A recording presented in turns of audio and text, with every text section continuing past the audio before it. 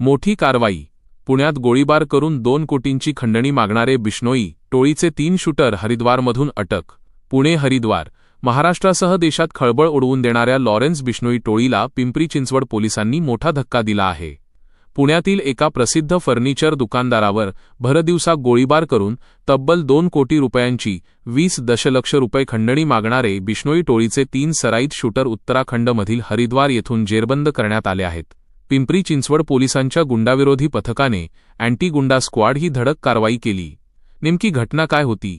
काही दिवसांपूर्वी पुण्यातील रावेत परिसरात एका फर्निचर दुकानदारावर बिश्नोई टोळीच्या गुंडांनी दहशत पसरवण्याच्या उद्देशाने उघडपणे गोळीबार केला होता. या गोळीबारानंतर आरोपींनी दुकानदाराकडे 2 कोटी रुपयांच्या खंडणीची मागणी केली होती. या घटनेमुळे पुणे आणि परिसरात व्यापाऱ्यांमध्ये प्रचंड भीतीचे वातावरण निर्माण झाले होते. सिद्धू मुसेवाला हत्याकांडाशी धागेदोरे. प्राथमिक तपासानुसार अटक करण्यात आलेल्या या तिन्ही शूटरचे धागेदोरे थेट पंजाबी गायक सिद्धू मुसेवाला हत्याकांडाशी जोडलेले असल्याचे समोर येत आहे. हे तिघेही बिश्नोई गँगचे सक्रिय सदस्य असून देशातील विविध राज्यांत गुन्हेगारी कृत्यांमध्ये त्यांचा सहभाग असल्याचा संशय आहे. पोलिसांची फिल्मी स्टाईल कारवाई. गुन्ह्यांचे गांभीर्य ओळखून पिंपरी चिंचवड पोलिसांच्या गुंडाविरोधी पथकाने तातडीने तपासाची चक्रे फिरवली.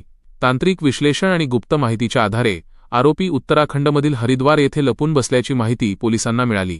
पोलिसांच्या पथकाने तातडीने हरिद्वार गाठून स्थानिक पोलिसांच्या मदतीने सापळा रचला आणि अत्यंत शिताफीने या तिन्ही खतरनाक शूटरना बेड्या ठोकल्या.